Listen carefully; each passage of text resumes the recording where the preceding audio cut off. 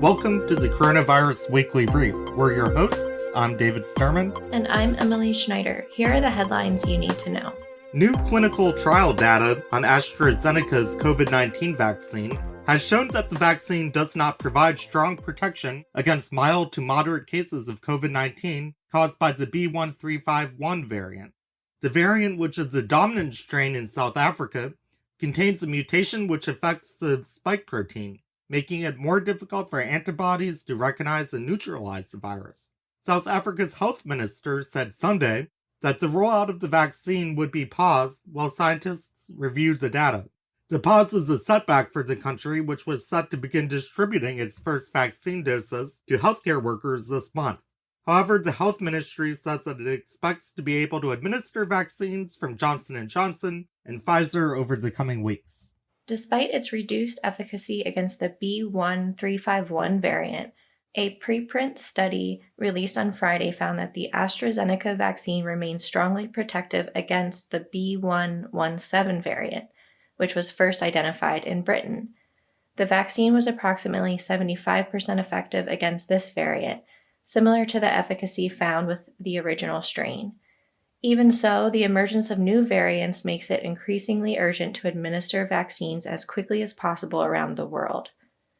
The B.1.1.7 variant has taken hold in many places around the world, including the United States.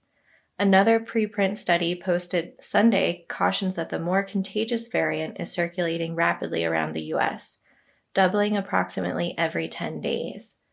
The authors of the study have said that the variant is on track to be the dominant strain in the U.S. by March, corroborating a similar prediction by the U.S. Center for Disease Control and Prevention. Other countries have already experienced surges due to the B.1.1.7 variant, and experts warn that the U.S. could be headed for a similar situation. Many countries across Europe are still trying to finish vaccinating frontline healthcare workers and elderly residents of care homes, a process that has been slower than many health officials and politicians predicted. Initially, government officials hoped that the bulk of Europeans would be vaccinated by the end of summer, but production delays, procurement missteps, and logistical complications have plagued the European Union, which is buying doses of the bloc. Europeans have been exasperated by the slow pace, especially compared to the US, where most states are vaccinating people over the age of 65, and about 1/10 of the population has been vaccinated. That's double the number in Spain and 3 times that of Germany. Many other EU countries are vaccinating at an even slower pace. But there's no need to compare the EU to the US, as an even starker comparison is closer to home. The UK invested aggressively and early in multiple vaccine manufacturers and is now reaping the rewards of that approach. AstraZeneca, for example, said that Britain would receive vaccine doses earlier than the EU because it signed first.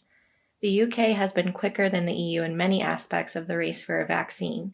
As the AP writes, quote, its regulatory agency has authorized vaccines more quickly than the EU's, and its government has experimented with stretching out the time between shots, allowing it to roll out first doses faster so more people can have some protection quickly. Britain has so far given at least one shot to about 15% of its population, compared to some 3% across the bloc.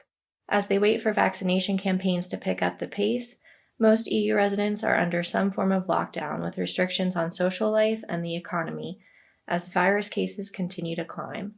Portugal, for example, is suffering record-high deaths from COVID-19, and its hospitals are struggling to keep up with patient numbers.